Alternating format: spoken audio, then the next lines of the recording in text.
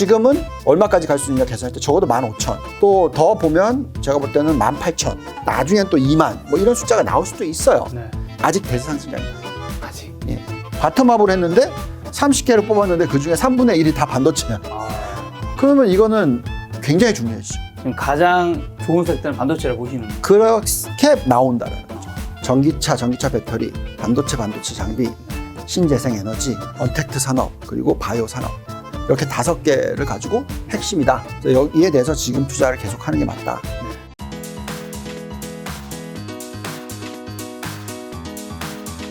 오늘 주제는 바로 글로벌 투자 편입니다. 이제 본격적으로 이제 주식 투자 관련해서 네. 본부장님의 좀 시야가 좀 궁금한데요. 현재 주식시장 이제 점검 및 뭐 리뷰를 네. 좀 부탁드리려고 하는데 오늘 날짜가 4월 2일인데 네. 현재 오후 2시 코스피가 3,100을 뚫었네요. 굉장히 오랜만에. 네, 그러네요. 그렇죠. 네. 코스피 3,100을 뚫었고 지금 코스닥 같은 경우는 코스닥도 967 정도 됐는데 네. 현재 장은 좀 어떻게 보시는지 궁금합니다. 저는 지금 한국장이 더할 나위 없는 네. 좋은 장이다라고 얘기를 합니다. 그러니까 보통 이제 큰 그림으로 좀 말씀을 드릴게요. 네. 제가 그 투자자로서의 어떤 제 커리어를 말씀을 드리면 네. 제일 먼저 한국 기업을 분석하는 애널리스트, 네. 그 다음에 한국 시장을 분석하는 투자 전략가, 네. 그 다음에 한국 투자를 하는 펀드 매니저, 네. 그 다음에 글로벌 투자를 하는 헤지 펀드 매니저, 네. 그리고 나서 이제 로보 어드바이저, 네. 그래서 이제 자산 배분, 그리고 나서 이제 실질적인 랩 운용. 네. 이렇게 지금 쭉 변해왔단 말이죠. 아, 그걸 다 하셨어요? 네. 그렇게 이제 28년. 네. 다 하셨네. 네. 그렇게 쭉 가면서, 제가 한 가지 느꼈던 거는 정말 한국 투자만큼 어려운 게 없다. 아, 왜요? 그러니까 변동성이 너무 심하죠. 아무리 분석을 해도 안 맞을 때가 많아요. 그리고 어떤 룰을 만들어 놓고 투자를 하더라도 네. 굉장히 단타 위주의 투자를 하지 않으면 네. 상당히 휘둘릴 수도 있다. 뭐 그런 게 한국 시장이었어요. 네. 그래서 그 또 가장 큰 이유 중에 하나가 뭐냐면 한국 시장은 어떻게 보면 신흥국이었잖아요. 그렇죠. 지금도 글로벌 전체 주식 시장의 시가총액에 겨우 2%가 안 된단 말이죠. 네. 그리고 또 우리나라는 수출 비중이 GDP의 절반이 훨씬 넘잖아요. 네. 한국 투자를 하는 데 있어서 뭐 제가 가지고 있는 모델들이 잘 안 먹혀요. 심지어 이제 한국에 제가 다시 되돌아온 게 2014년인데 네. 2014년 하반기까지 또 엄청난 이 지배구조 문제가 있었어요. 아, 그렇죠. 그러면서 어떤 펀더멘탈적인 투자가 잘 안 이루어지는 네. 지배구조 문제 때문에 어떤 주식의 가치를 구하기 어려워지는 그런 시기. 근데 그런 게 상당히 지금 중국도 겪고 있잖아요. 중국 같은 경우에는 뭐 시진핑이나 중국 정부가 마윈 회장 보고 너 뭐 이렇게 하면 흔들리고 네. 주가 폭락이 일어나고. 그러니까 결국은 우리가 생각하는 이제 신흥국 같은 경우에는 펀더멘탈적인 요소 이외에 여러 가지 요소가 시장의 변동성을 일으키기 때문에 그만큼 변동성이 심합니다. 그러니까 올라갈 때 100% 올라갔다가 빠질 때 50% 빠지고 뭐 이거를 미국 같은 경우에는 뭐 거의 10몇 년 만에 한 번씩 하는데 한국이나 이런 신흥국 같은 경우에는 아주 자주 굉장히 경기순환적으로 자주 하거든요. 그래서 한국 투자 자체가 상당히 어렵기는 합니다. 그래서 저는 이제 글로벌 투자를 2015년부터 시작을 한 거죠. 그렇게 해보니까 어떤 국가가 어떤 때는 좋고 어떤 국가가 어떤 때는 좋고 또 어떤 업종이 어떤 때는 좋고 어떤 업종이 어떤 때는 안 좋고 뭐 이런 것들을 다 집어넣고 하다 보면 훨씬 더 좀 안정적으로 투자가 가능해져요. 그래서 저는 지금 현재의 시장 자체는 대세 상승장에 있는데 그 안에서 어떤 업종이 좋을 때가 있고 어떤 업종이 안 좋을 때가 있는데 지금 사이클적으로 한국이 굉장히 좋은 타이밍이다. 아, 한국이요? 네. 저는 보통 이제 투자를 하면 신흥국 같은 경우에는 10년을 투자를 한다 그러면 전체 10년 중에서 한 1, 2년만 하면 된다. 나머지 8년은 뭐 그냥 종목 선별은 하지만 뭐 집중 투자는 하지 않는다. 대신에 미국 같은 경우에는 정반대. 10년을 투자를 하면 8년은 투자를 하고 나머지 1, 2년은 좀 조심한다. 긴 사이클로 놓고 보면. 그 이유는 다시 말씀드리지만 경제의 규모 그리고 사이클적인 부분. 우리가 흔히 얘기하는 추세적 주기에 맞물려 있습니다. 그런데 지금 현재의 추세적 주기는 2009년부터 시작됐다고 친다 하더라도 네. 지금 이제 11년, 12년 차잖아요. 네. 좀 더 길게 가면은 18년, 19년 정도 갈 수 있어요. 그러니까 아직까지 대세 상승장의 큰 그림이다. 근데 이 안에서 가끔씩 어떤 업종과 섹터가 리드를 하는 짧은 3년 주기가 있어요. 그게 지금 한국이 맞물려 있다. 그게 반도체 사이클이다. 반도체. 네. 또 뭐 전기차. 그러니까 우리나라가 갖고 있는 업종들이 지금 그 긴 사이클 안에서 짧은 이 경기 순환적인 사이클에 굉장히 좋은 타이밍에 좋은 업종들이 다 몰려 있다. 그러니까 한국 비중을 투자를 해야 된다. 아, 지금은요? 예. 그래서 지수가 1,500대 내려갔다가 네. 한 레벨 앞에서 3,000 갔잖아요. 네. 여기서 끝나는 게 아니고 4,000도 갈 수 있다는 거죠. 아. 물론 그러고 나서 이제 반도체 사이클 끝났어요. 뭐 아니면 전기차 사이클이 끝났어요. 그러면 또 큰 폭락이 올 수도 있겠죠. 근데 지금 보고 있으면 반도체 사이클, 전기차 사이클 이 내년에 끝날까? 네. 안 날 것 같거든요. 내후년에 끝날까? 그것도 아닌 것 같거든요. 아직 큰 사이클이 같이 가는 사이클이 지금 남아있기 때문에 네. 자, 이럴 때는 한국 주식 투자에 대해서 관심을 가지시고 네. 투자를 하시는 게 맞죠. 아, 지금 한국 주식 시장이 코스피가 4,000 넘어갈 수 있다고 말씀하시는 거잖아요. 저는 근데 약간 아리송한 게 네. 지금 이게 본부장님이 네. 이 28년의 경력을 가지고 이제 한국 주식 시장에 이렇게 4,000을 갈 수 있는 이유도 얘기해 주시면서 아 근데 그 전 밑에 앞서 얘기한 거는 한국 주식 시장에서 내가 좀 잘 안 맞더라. 그죠? 네. 맞아요. 이거 어느 말을 들어야 되는 겁니까 지금? 자, 그렇다고 하더라도 네. 이게 중요한 포인트인데 네. 저는 이제 글로벌 투자를 하는 이유가 네. 말씀드리겠지만 한국 투자를 해야 된다고 얘기를 하는 타이밍은 있지만 네. 그래도 제 전체 투자 금액의 적어도 한 70%는 선진국이란 말이죠. 그러니까 미국 주식을 전체 포트폴리오의 60% 이상은 꼭 가져가요. 네. 뭐 신흥국을 많이 가져간다 하더라도 네. 전체 포트폴리오의 30%밖에 안 가져갑니다. 네. 그러면 그 신흥국 안에 한국이 들어가잖아요. 그럼 한국 비중을 아무리 많이 가져가 봐야 10% 넘어가질 않아요. 네, 지금 사실 제 포트폴리오에는 한국이 없어요. 아, 아예 없나요? 예. 한국을 좋게 보지만. 좋게 보시면. 네. 근데 한국을 꼭 굳이 투자 안 해도 네. 제가 말했던 그 사이클적인 업종들이 있다고 얘기했잖아요. 네. 예를 들어서 반도체라고 말씀드렸잖아요. 네. 그럼 반도체를 투자를 하는데 꼭 굳이 삼성전자와 SK 하이닉스만 투자를 하냐? 그게 아니라 그냥 미국에 상장된 ETF든 네. 미국에 있는 마이크론이든 물론 마이크론을 투자하기보다는 ETF를 투자합니다만 네. 뭐 아니면 반도체 장비 아니면 파운드리 TSMC 네. 이런 식의 여러 가지 투자할 수 있는 방법이 있잖아요. 네. 그래서 꼭 굳이 한국을 고집하는 건 아니에요. 지금 반도체 업종을 좋아하는 거지. 네. 그리고 한국이 거기에 맞물려 있다라는 거고요. 네. 그래서 결국은 포트폴리오 구성이 중요하고요. 네. 그리고 미국을 쫓아가는 전략을 썼을 때 네. 훨씬 더 편해요. 투자하기에. 왜냐하면 실적만 보면 되고 네.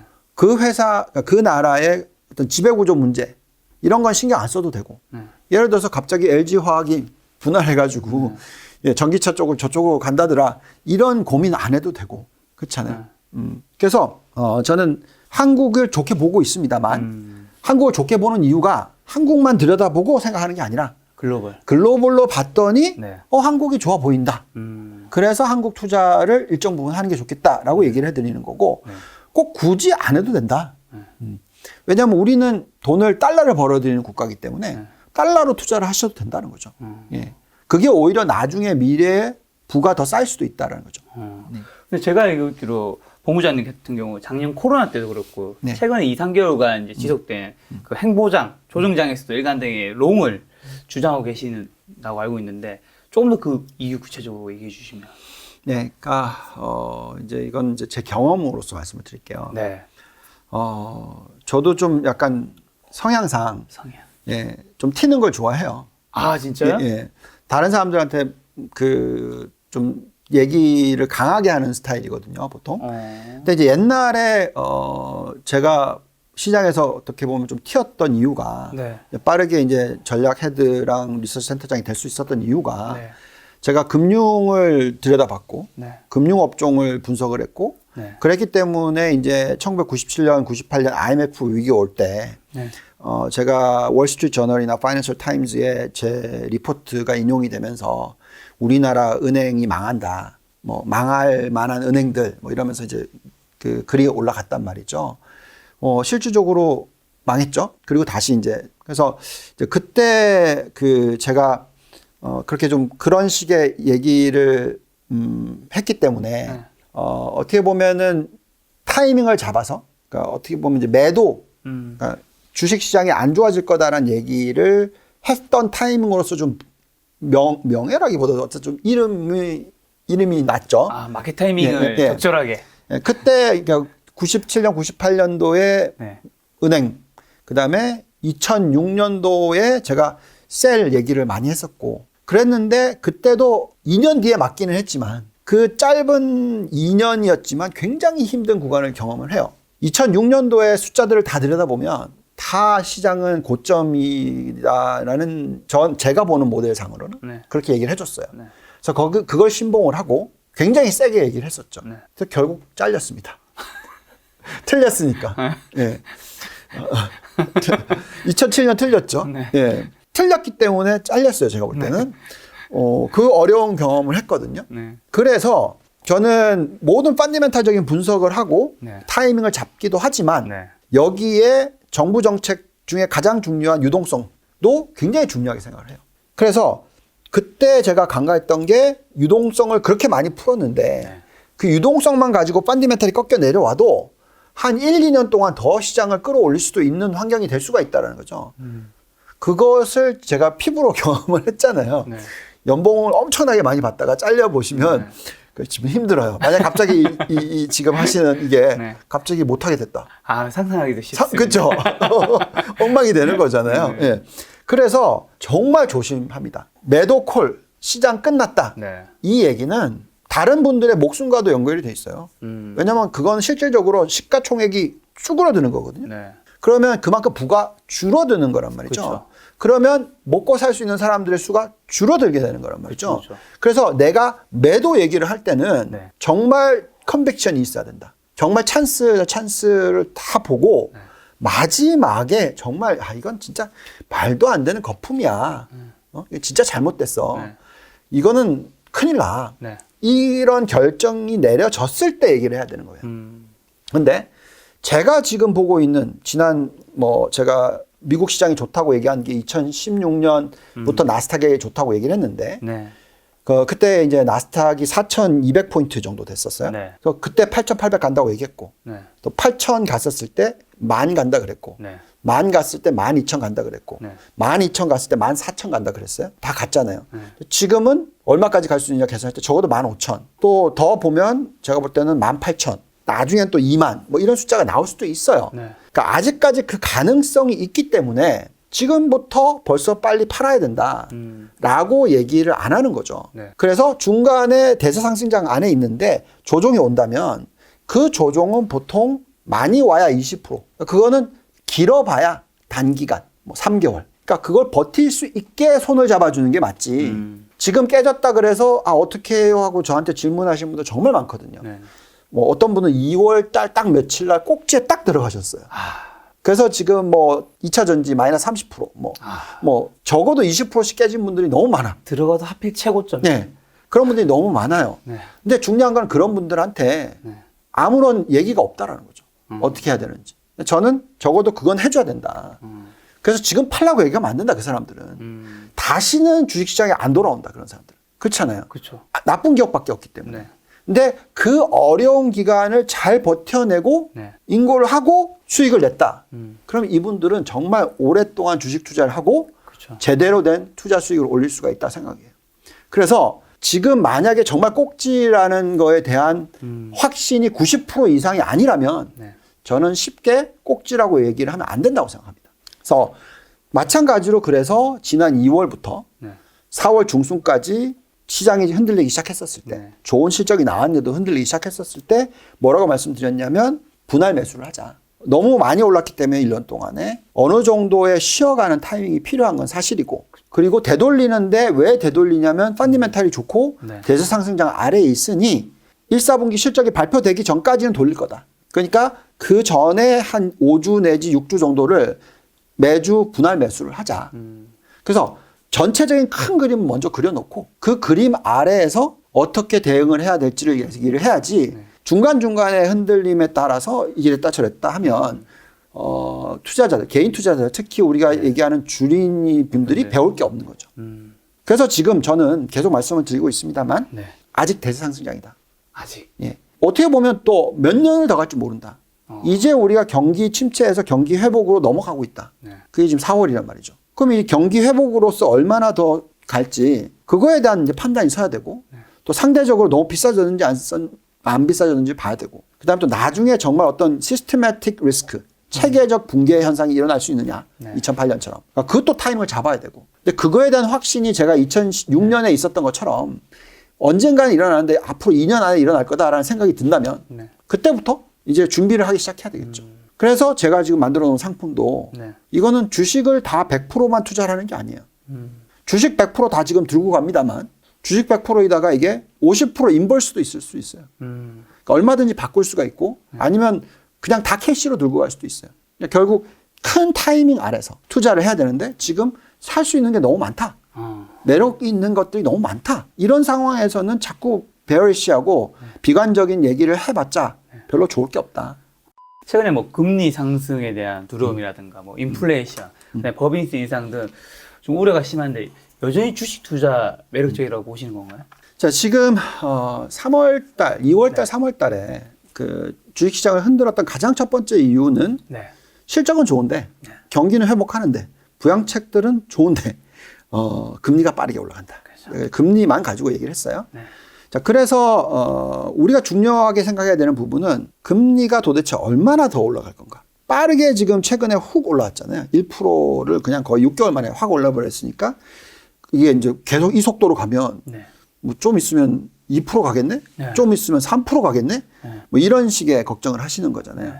그래서 그 부분에 있어서 어떤 확신이 있으셔야 돼요.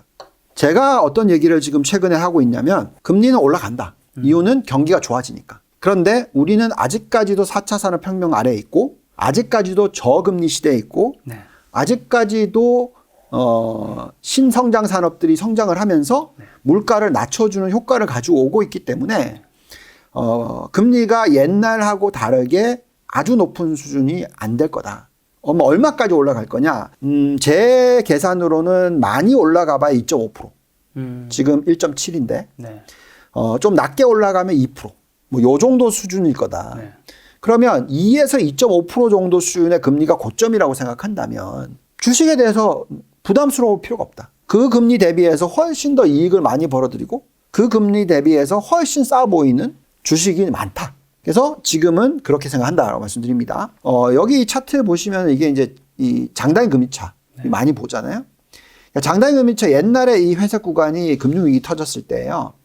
그래서 금융위기 터지고 경기 침체로 넘어갔을 때 1%, 그리고 경기 침체에서 경기 회복으로 빠져나갈 때가 2.7%. 그럼 여기서 여기까지 1.7% 올랐어요. 이 전 사이클은 얼마나 올랐냐면 1.4% 올랐어요.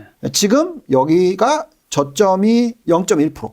지금 1.7. 그러면 1.6% 정도 올랐잖아요, 벌써. 그러면 옛날의 사이클, 경기 침체에 빠져나가는 사이클들에 올라갔던 규모랑 지금이랑 비슷해졌다는 거죠. 그럼 여기서 추가로 더 많이 올라가기가 그럴 것 같지 않다는 거죠. 그래서 경기 침체 빠져나오는 달이 4월 달일 거예요. 워낙 3월 달까지 안 좋았고 4월 달이 이제 점차적으로 좋아지는, 그러니까 작년 동기 대비로 계산하니까. 그러면 이제 이번 4월 달부터는 경기 침체가 아니고 경기 회복이다. 그러면 그 구간에 벌써 이미 상승한 폭은 상승을 했다. 그리고 경기 침체에 빠져나오고 나서 여기서 그 후에 고점, 여기서 여기까지밖에 안 올라갔잖아요. 0.3%밖에 안 올랐어요. 그러면 여기서 빠져나가고 나서 추가로 0.3% 정도 올라가면 끝이다. 그러면 1.8, 1.9 정도 고점에서 플러스 0.3 해봤자 2.2, 2.3 나온다는 거죠. 그러니까 제가 볼 때는 금리가 여기서 아주 빠르게 많이 올라갈 수가 없다라는 겁니다. 그리고 결국은 이제 시장의 고점을 형성하려고 하면 이제 금리를 가지고 보는데 언제 그럼 금리가 빠르게 장기 금리가 올라갈 거냐. 단기 금리가 올라가면 또 그렇게 될 수 있어요. 근데 단기 금리가 올라가는 거는 미 연준이 금리를 건드린다는 얘기거든요. 근데 금리를 건드린다라는 것은 인플레이션, 물가 상승률이 크게 올라와야 되는데 지금 미국의 5년 미래 인플레이션 예상 수치가 옛날에 정말 걱정스러웠을 때가 3%대예요.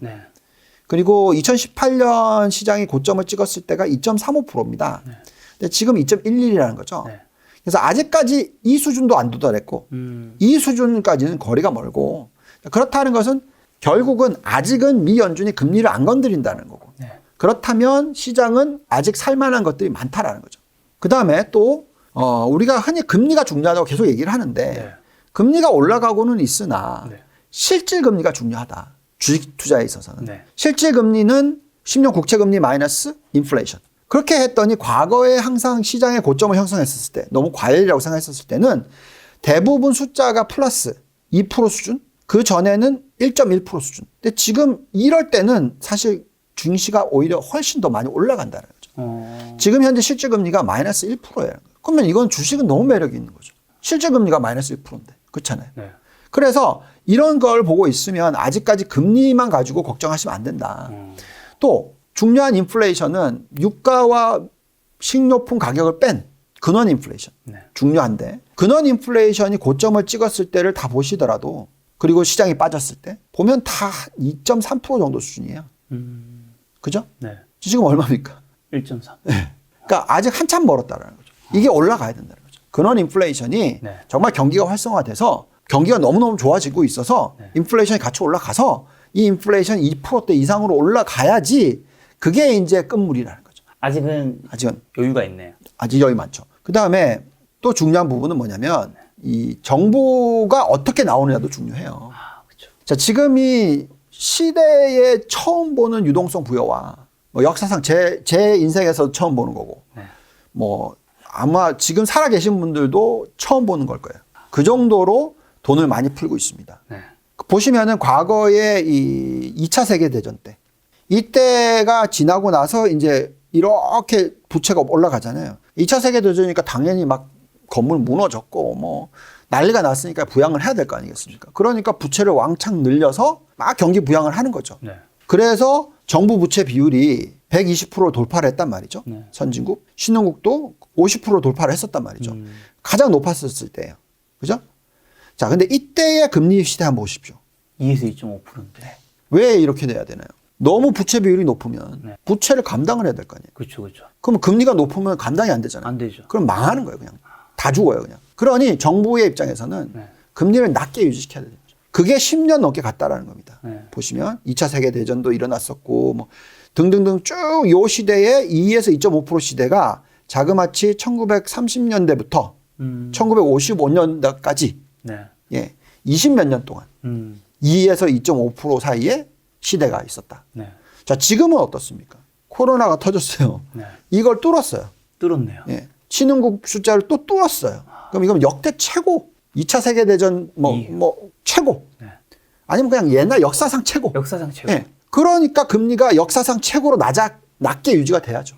그래야지 안 망하니까. 그래서 금리가 올라가는 타이밍이 언제냐? 이렇게 부채가 확 떨어질 때.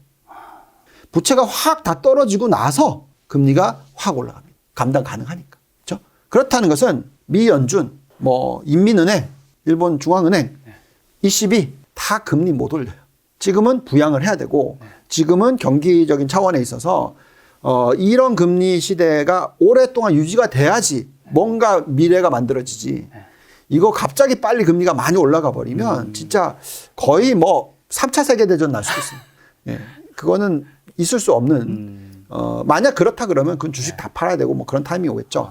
그건 그때 가서 생각하자. 그 전에 얘기해 주실 거잖아요. 네, 빨리 정리하세요. 네, 열심히 봐야죠 그때는. 네. 아니 그러면 어제 본부장님은 증시 이제 상승을 이제 긍정적으로 보시는 건데 네. 그래도 뭐 떨어질 수도 있긴 하잖아요. 만약 떨어진다면 네. 오르지 못한다면 그 걸림돌은 뭐라 생각하세요? 계속 말씀을 드리고 있는 부분 중에서 제가 지금 얘기하는 거는 단기적으로 좀 생각을 해봅시다. 그러니까 단기적으로 생각했었을 때 어떤 시장에 대한 악영향을 미칠 수 있는 요소들. 그게 바로 말씀하신 대로 금리였어요. 그래서 금리가 만약에 너무 빨리 올라간다. 그러면 당연히 이 큰 그림으로 놓고 봐서도 그렇고 단기적인 그림으로 봐서도 그렇고 지켜봐야 되겠죠. 근데 저는 여러 가지 분석을 해봤을 때 그렇게까지 빨리 올라가지 못할 거다라고 얘기를 하는 거고. 근데 제 예상이 틀릴 수도 있잖아요. 있죠. 그래서 갑자기 금리가 빠르게 올라가서 3%대로 갔다. 그럼 정말 큰 문제가 생길 수도 있죠. 예. 그러면 그때는 완전히 마인드 패턴을 바꿀 수도 있는 겁니다. 네. 그 다음에 또 지금 한 가지 요소는 기업의 수익률을 떨어뜨리는 효과를 가지고 오는 이벤트들. 뭐 가장 지금 얘기 나오는 건 당연히 바이든의 세금. 네. 그죠? 법인세를 21%에서 28%로 올린다. 그러면 전체적인 기업의 ROE가 네. 제 계산으로는 한 2% 정도는 떨어져요. 그러니까 20% 창출하던 회사들이 18%대로 떨어지고 22% 하던 것이 20%대로 떨어지고 뭐 이런 식으로. 네. 그러면 어느 정도의 이 주식시장의 가치를 깎아먹냐면 네. 한 10%에서 15% 사이. 그러니까 옛날에 100이 적정 가치다 그러면 네. 85에서 90 정도가 적정 가치로 변해요. 그러니까 그게 당연히 그러면 시장의 어떤 마이너스적인 효과를 가지고 올 수가 있겠죠. 그렇죠. 그래서 그런 부분들을 보셔야 됩니다. 지금 현재 시점에서는 그럴 가능성은 굉장히 낮다고 생각합니다. 네. 굉장히 낮고 증시는 오를 것 같은 확률이 좀 더 높다면 개인 투자자는 이런 상황에서 좀 어떻게 대응하면 좋을까요? 계속 말씀을 드리지만 네. 주식 투자를 한다고 좀 생각을 하셨으면 좋겠어요. 투자. 예. 주식 투기가 아니라. 네. 그러니까 투자. 2월 달에 시작하신 분들이 네. 당연히 마이너스 20% 나니까 제일 많이 전화 오시고 질문을 하시고 나 어떻게 해야 되냐 뭐 20% 손실 나신 분들이 상당히 많아요. 예. 자, 그런 분들이 이거 끝물에 잘못 산 거 아니에요. 그냥 팔고 뭐 접을까요? 라고 얘기를 많이 하시니까 그런 분들 할 때는 우선 첫째, 내가 무슨 포트폴리오를 갖고 있는지는 알고 계시냐. 그러니까 본인 자체가. 네. 그래서 다시 한번 점검을 해봐라. 뭐 2차 전지를 갖고 계신지, 네. 반도체를 갖고 계신지, 네. 아니면 잡주를 갖고 계신지. 네. 뭐 얼마 전에 쿠팡 관련주 해가지고 뭐 쿠팡이 나쁘다는 얘기가 아닙니다. 네, 그렇죠. 제 친구가 쿠팡에서 일을 하고 있고 굉장히 돈을 많이 버신 분인데 뭐 아무튼 그게 중요한 건 아니고 네. 결국 내가 산 주식이 미래에 어느 정도의 가치가 있을 만한지가 계산이 되느냐. 그것이 계산이 되고 나면 네. 투자를 한다는 개념으로. 네. 좀 빠지더라도 좀 더 넣고 네. 좀 빠지더라도 이런 식으로 꾸준히 투자를 하시는. 2월부터 시작해서 지금 4월인데 꼴랑 2달만 투자하고 끝낼 게 아니잖아요. 그러니까 저는 제가 고객들을 모셔올 때는 고객들랑 얘기를 할 때는 저랑 같이 저희 랩 상품에 가입을 하시게 되면 네. 적어도 저랑 앞으로 10년, 20년, 30년 갈 거라고 생각하시면서 투자에 임하시길 바랍니다. 네. 라고 시작을 합니다. 그래서 우리가 지금 쭉 투자를 했는데 가장 우리나라 투자자분들이 많이 투자한 게 삼성전자다. 나 이거 너무 좋다고 생각해요. 네. 옛날하고 완전히 틀려졌어요. 네. 미국 주식도 그렇고 한국 주식도 그렇고 우리나라 사람들이 네. 굉장히 좋은 대형 성장주들이나 뭐 대형 가치주들이나 아주 큰 종목들을 투자를 해요. 네. 그리고 실질적으로 앞으로 계속 이자 금리보다 훨씬 높은 수익을 올려줄 만한 기업들을 투자를 많이들 하세요. 네. 그래서 다행이라고 생각하고요. 네. 대신에 마이너스 20%가 났다고 해서 이 종목은 마이너스 20% 났다가 또 다시 플러스 30% 났다가 네. 왜 이런 식으로 가는 거지 이게 이렇게 가다가 이렇게 가는 게 아니거든요. 완전히 없어지는 게 아니잖아요. 그렇죠. 그러니까 삼성전자를 사셨다면 네. 마이너스 10%, 마이너스 20% 났다 하더라도 그때 추가로 더 사셔야죠. 그리고 내가 열심히 일을 하고 있는 사람의 입장에서는 현금이 계속 늘잖아요. 그렇죠. 그렇죠. 돈을 버니까. 그러면 이제 열심히 일해서 번 돈 열심히 투자하자. 이런 멘탈로 나 지금 열심히 일했는데 벌써 마이너스 20% 났어. 이거 큰일 났어. 네. 이거 빨리 손절하고 이제 다시는 주식 안 내야지. 이렇게 생각하시면 안 되고 네. 20% 났지만 장기 투자로 생각한다면 연간 적어도 5%, 10%, 20%의 수익을 낼 수 있겠구나 네. 하는 멘탈로서 내가 종목을 잘 골랐으면 네. 꾸준히 투자를 하시자. 네. 샀다 팔았다 너무 많이 하지 마시고. 너무 많이 하지 말자. 네. 자, 그럼 투자를 하게 되면 네. 어쨌든 우리가 뭐 종목 이전에 네. 탑 바텀을 한다면 섹터를 좀 정하잖아요. 네. 섹터를 정하면 이제 뭐 섹터에는 사실 뭐 전기, 전자, 뭐 2차 전지, 차자, 뭐 건설, 유통, 식음료, 미디어, 게임, 엔터 굉장히 많이 있지만 네. 본부장님 제가 알고 있기로 얼마 전에 투자 레터도 이런 거 쓰셨더라고요. 반도체 황금 시대에 맞춘 투자. 네. 거의 모든 섹터 중에서 지금 반도체를 보물성으로 보고 계신 것 같은데. 네. 지금 뭐 이걸 어떻게 생각하셔야 되냐면 네. 저는 이제 제가 투자하는 방법에 있어서는 네. 원래 이제 업종 애널리스트도 시작을 했으니까 특히 이제 금융업종 애널리스트로 시작을 해서 네. 매크로를 많이 봐요. 탑다운을 많이 보게 됩니다. 네. 요즘에 또 사실 매크로 전략이 훨씬 더 잘 돼요. 네. 그리고 좀 더 안정적으로 운용이 되고요. 네.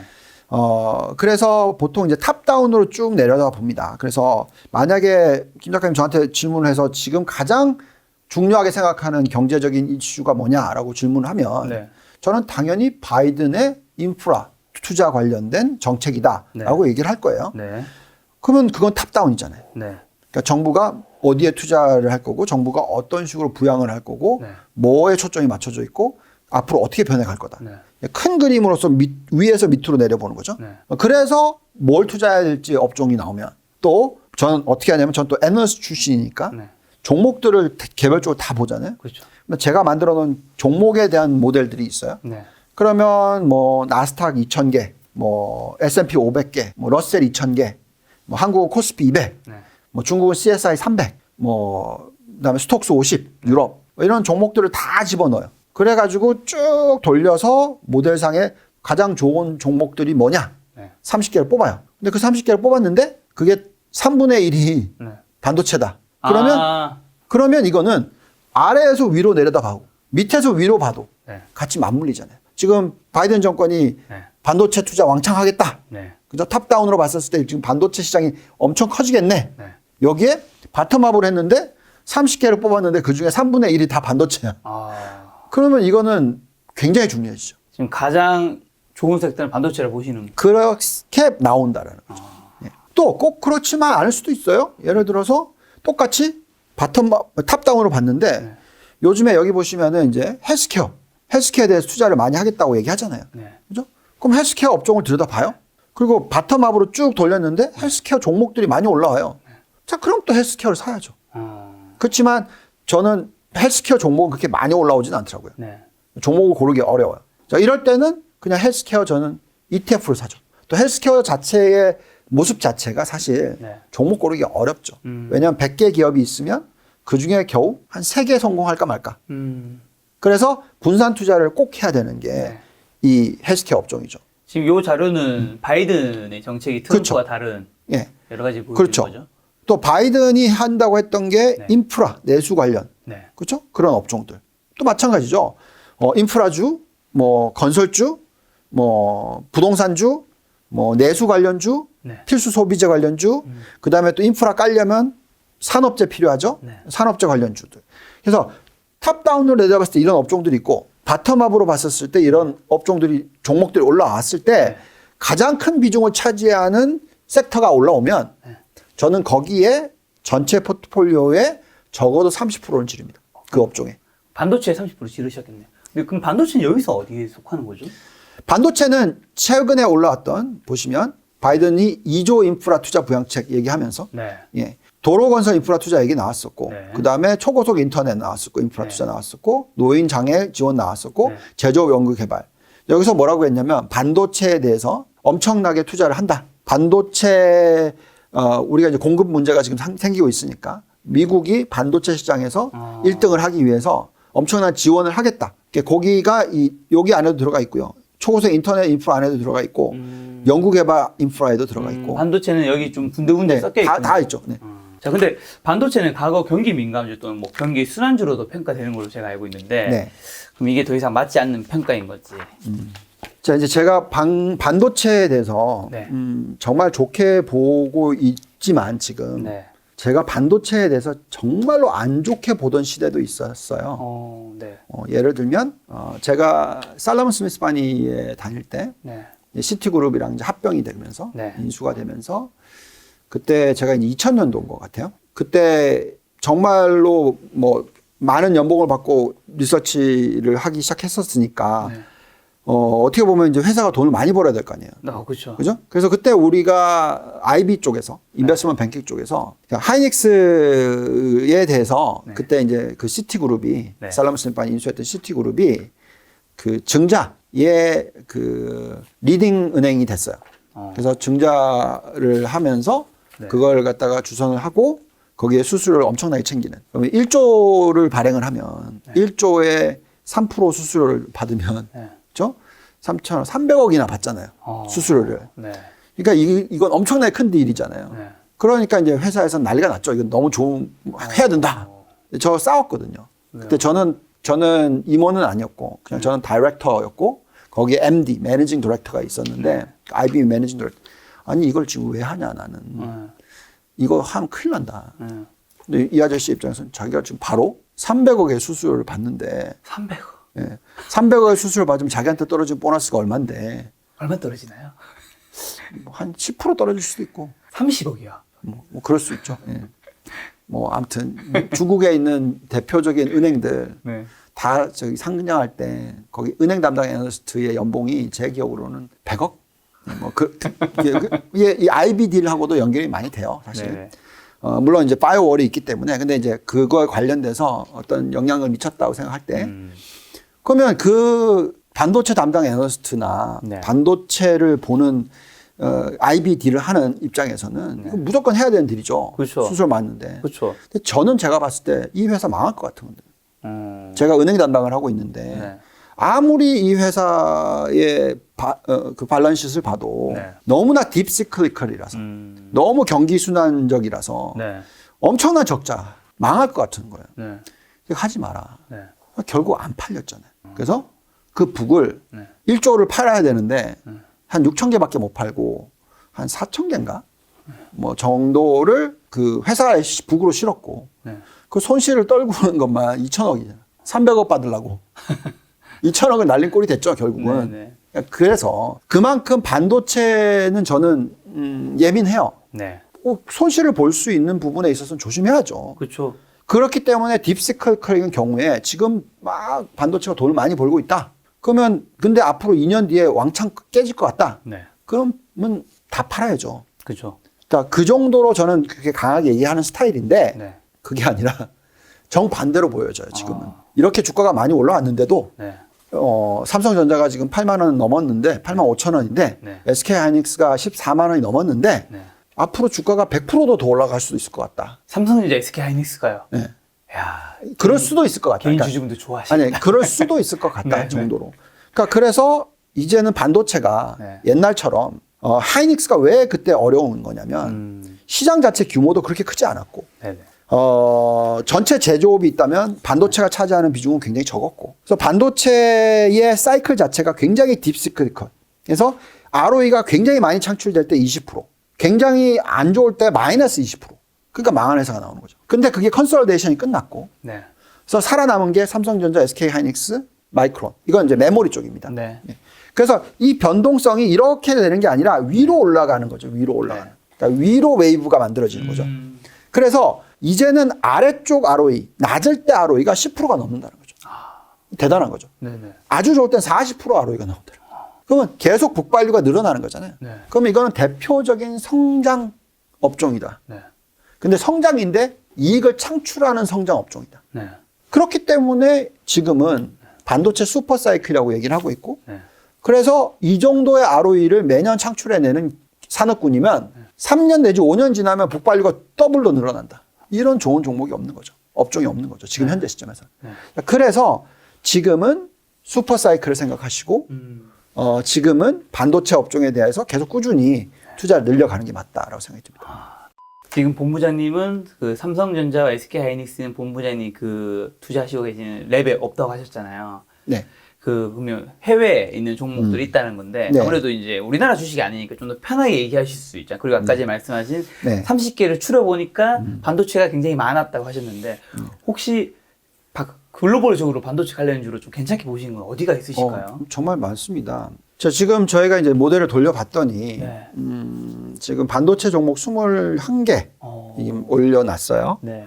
그 중에서 상승 여력이 높은 여기 보면 이제 상승 여력이라고 하는데 이게 뭐 적정 가치는 아니고요. 우선 순위대로 내려놓으신 예, 우선은 그래서 상승 여력이 높아 보이는 회사가 열 몇 개 쪽으로 쭉 끊어 보면 네. 대부분 다 보시면 50% 넘게 상승 여력이 있다라고 나오거든요. 네. 그래서 1등이 퀄컴, 퀄컴. 2등이 AMD, 네. 3등이 KLA, 네. 4등이 램리서치, 네. 5등이 SK하이닉스, 6등이 삼성전자, 그 다음에 7등이 에이스 테크놀로지, 대만 회사, 그 다음에 8등이 어플라이 머티리얼스, 네. 반도체 장비, 테러다인, 반도체 장비, 마이크론 10등, 네. 11등 원익 IPS, 반도체 장비 한국, 테스, 반도체 장비, 브로드컴, 스카이웍스 솔루션, ASML, 이건 네덜란드 반도체 장비, 엔비디아 아시는 네. 기업, 인텔, TSMC, 네. 뭐 이렇게. 여기 보니까 지금 삼성전자가 상승률이 116%, SK하이닉스 124%. 아까 전에 100% 이상 갈 수 있다고 말한 게 그냥 갈 수 있을 것 같다 말씀하신 게 아니라 근거 자료가.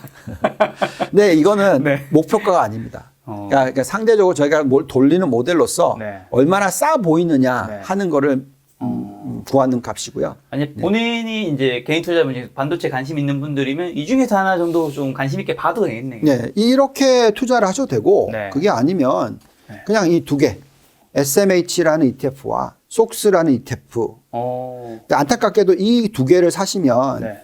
반도체의 메모리 쪽이 좀 모자라요. 왜냐하면 여기에는 삼성전자와 SK하이닉스가 안 들어가 있어요. 이 ETF 안에. 왜냐하면 삼성전자, SK하이닉스가 미국에 상장이 안 돼 있어서. 네네. 근데 TSMC는 들어가 있습니다. 네. 그래서 대만 거는 들어가 있죠. 그래서 요거를 사면은 메모리 쪽이 좀 많이 부족해요. 네. 그래서 저는 뭐라고 얘기하냐면 이 ETF로 한 7, 80% 사시고 20% 내지 30%는 삼성전자, SK하이닉스를 사라. 그러면 반도체는 확실히 포트폴리오가 만들어진다. 여기서 보면 워스트 케이스, 베스트 케이스가 있는 거죠. 네. 그러니까 뭐 베스트 케이스는 이제 계속적으로 이 사이클이 네. 1년, 2년 아니라 3년까지 계속 이어진다. 그랬을 때는 저렇게 나오고요. 월스트 케이스는 이 사이클이 1년에서 2년 사이에 끝난다. 라고 했을 때 이렇게 나온 겁니다. 어느 쪽이든 상승이네요. 그렇죠. 그만큼 좋게 보시는. 네. 야, 그러면 혹시라도 반도체 이렇게 투자를 이제 관심 있게 아마 좀 더 생각이 드실 텐데. 네. 그래도 또 이게 안 좋아질 수도 있잖아요. 그렇죠. 혹시라도 우리 시청자분들이 뭘 좀 그래도 유념하고 확인해야 될 거예요. 중간에 체크해야 되고. 그러니까 당연히 마켓 사이즈, 전체의 시장 규모가 네. 매년 얼마나 성장을 하는지, 네. 성장 속도가 이제 더디어지면, 네. 그러니까 그게 뭐 공급과 수요를 가지고 얘기들을 많이 하시는데 지금은 공급 부족 현상, 그렇죠? 수요가 굉장히 강한 현상. 그렇죠. 그래서 어쨌든 시장은 계속 커지겠죠. 계속 설비 투자를 늘려갈 거니까. 근데 이제 그게 아니라 그러면서 반도체 가격이 꺾이고 공급과 수요 부분에 있어서 이제 빗크로스 부분에 있어서 이제 수요보다는 공급이 더 많이 늘어나는 타이밍이 온다. 그럼 당연히 그때는 팔아야 되는 거죠. 근데 지금은 아직까지는 계속해서 공급 부족 현상이다. 그 공급 부족 현상이 계속 이어지는 한 네. 시장 사이즈는 계속 커진다. 그 시장 사이즈가 커진 이유 중에 하나가 요즘엔 차도 이제 자율주행차로 이제 점차 갈 거고 네. 이제 가전도 스마트 가전. 네. 그러니까 점차 모든 곳에서 그렇죠. 이 반도체가 그 모든 것의 가장 핵심 재료라면서요. 그렇죠. 그러니까 제조업의 피와 쌀. 네. 네. 이렇게 볼 수도 있는 거죠. 네. 옛날에는 제조업 중에서 반도체가 차지하는 비중이 작았어요. 작았어요? 아주 작았어요. 예. 그렇죠. 뭐 자동차에 반도체가 그렇게 많이 안 들어갔을 거 그렇죠, 아니겠죠. 예. 전체 시장 규모로 반도체 시장이 5천억 불이니까 뭐 한 500조, 600조 네. 이 정도 규모거든요. 네. 근데 뭐 전 세계 규모가 얼마나 큽니까? 예. 그래서 메모리 쪽은 뭐 100조, 뭐 100 빌리언 그렇죠. 뭐 아무튼 사이즈로 놓고 보면 네. 아직 한참 더 커져야 되는 사이즈죠. 네. 그 예탁 결정 기준을 보면 네. 그 외화 주식 보유량 1위가 테슬라 83억 달러, 애플, 아마존, 엔비디아, 알파벳, 마이크로소프트 합쳐서 81억 달러. 테슬라를 필두로 거의 대부분이 이제 기술주로 포진되어 있는데 그 잃지 않는 투자를 위해서 당연히 분산 투자는 당연히 필요한 거잖아요. 예를 들면 뭐 삼성전자, 뭐 SK하이닉스 같은 뭐 반도체가 좋다 해서 지금 본부장님이 원하시는 게 이 본부장 이야기 듣고 본부장이 믿고 삼성전자만 다 사는 건 또 잘못된 거잖아요. 그렇죠. 네. 요거 좀 어떤 산업이나 종목들을 통해서 해칭할 수 있을까요? 근데 네. 제가 말씀을 드리는 거는 그래도 옛날보다 훨씬 나아요. 그러니까 개인 투자자들이 항상 네. 투자에 실패를 했다. 외국인들이 맨날 돈을 벌어가고 한국은 개인 투자에 돈을 못 벌었다라고 얘기를 할 때 네. 보면 항상 중소형주를 사요. 그렇죠. 예. 근데 그 중소형주는 제대로 된 종목인지 아닌지 잘 모르고 너무 또 테마 위주로 사시고 맞아요. 예. 그것보다는 이렇게 집중 투자하시기 훨씬 나아요. 그렇죠. 예. 애플, 아마존, 엔비디아, 알파벳, 마이크로소프트가 망할까요? 절대 망하진 않아요. 아니죠. 그리고 성장을 안 할까요? 네, 하죠. 그래서 저는 이건 너무 좋다고 생각해요, 사실. 네. 예전보다 훨씬 좋은 거죠. 훨씬 좋아요. 근데 이제 이건 너무 또 IT 쪽에 초점을 맞춰져 있는데 그렇죠. 저는 지금은 그래도 여기에 그냥 초점 맞추셔도 된다고 생각합니다. 이쪽이 성장하는 산업이라서 그런 건가요? 이 저희가 돌려보는 또 잔존같이 모델 제가 좋아하는 대표적인 성장주들의 대표 13개 종목 보면은 네. 아직도 매력이 있어요. 그죠? 퀄컴, AMD, 뭐. 애플, 아마존, 엔비디아, 넷플릭스, 마이크로소프트, 인텔, 구글, 페이스북, 테슬라, 셀스포스, 준비디오. 제가 들여다보는 대표 13개 성장주 종목들입니다. 근데 얘네들의 평균 상승 여력이 얼마죠? 58%요. 네. 나스닥이 20%거든요. 더 높죠. 그러니까 대형주들이 훨씬 더 지금 더 좋아 보여요, 아직까지. 그래서 네, 분산 투자 좋은데 그냥 이것만 지금 하셔도 된다. 나중에 이 주가들이 많이 오르고 나면 그때는 또 다른 쪽에 분산 투자. 근데 그게 이제 지금 제가 말씀드리고 있는 게 인프라 관련주들, 산업재, 그 다음에 또 어떤 얘기를 하고 있냐면 필수 소비재, 그러니까 경기 사이클에 맞춰서 그런 쪽도 투자를 하셔야 되는데 사실 여기에 지금 초점이 맞춰져 있고 이쪽에 거의 80% 90% 투자하고 있다 하더라도 저는 앞으로 1년, 2년 동안에는 굉장히 괜찮은 수익을 올리실 거라 생각하고 있습니다. 아까 전에 그 나스닥에 지금 상승 여력이 20% 정도 더 있다고 말씀하신 거죠. 네. 근데 이 대표 성장주는 58%잖아요. 네. 얘네가 나스닥보다 38%나 높다고 생각하시는 좀 이유는? 그만큼 돈을 잘 번다는 거죠. 저희 모델을 돌렸을 때 결과값은 뭐냐면 평균 ROE를 보세요. 38%. 와. 지금 나스닥의 평균 ROE는 22%. 차이 되게 많이 나네요. 2배 가까이 나죠. 그러니까 당연히 상승률이 2배 더 나는 거죠. 이런 걸 보면서 좀 한국에서 만약 투자하시는 분들도 한국의 성장주에 그렇죠. 좀 관심. 마찬가지로 저도 한국에 대해서는 뭐 전반신, 언바 뭐 이렇게 얘기하는데 전기차 배터리, 반도체 장비, 신재생 에너지, 언택트 산업, 그리고 바이오 산업 이렇게 5개를 가지고 핵심이다. 그래서 여기에 대해서 지금 투자를 계속하는 게 맞다. 그래서 좀 빠지더라도 또 더 사시고 그런 식으로 계속 불려 나가면 이 업종은 글로벌 경쟁력이 있으니까 특히 반도체, 전기차 배터리, 전기차, 신재생 에너지 이쪽은 글로벌 경쟁력이 있으니까 또 언택트 산업은 잘 모르겠지만 어쨌든 그래도 그나마 괜찮고 바이오도 최근에 코로나19 이후에 굉장히 또 위상이 좋아졌잖아요. 예, 그래서 그렇게 5개 업종에 대한 투자의 큰 그림을 그려놓고 뭐 일정 부분 변동성이 있으실 때 뭐 빠졌을 때 더 사시고 좀 많이 오르면 조금 털었다가 뭐 이런 식의 뭐 머니버링이라고 하나요? 그런 건 괜찮지만 기존 그림은 큰 그림으로서 대표적인 대형 성장주들 옛날에 미국으로 따지면 니프티 50라고 얘기를 하는데 우리나라의 대표 뭐 20개 종목 뭐 이렇게 뽑아가지고 대표적으로 아까 말씀드린 전반신 언바 전기차 반도체 신재생 에너지 언택트 산업 바이오 여기에 대표적인 탑3 종목들을 뽑아내요. 그래서 그거를 가지고 포트폴리오를 만드시면 상당히 괜찮을 것 같다. 사실 작년에 우리나라 증시 상승을 이끌었던 게 성장주잖아요. 방금 말씀하신 것들.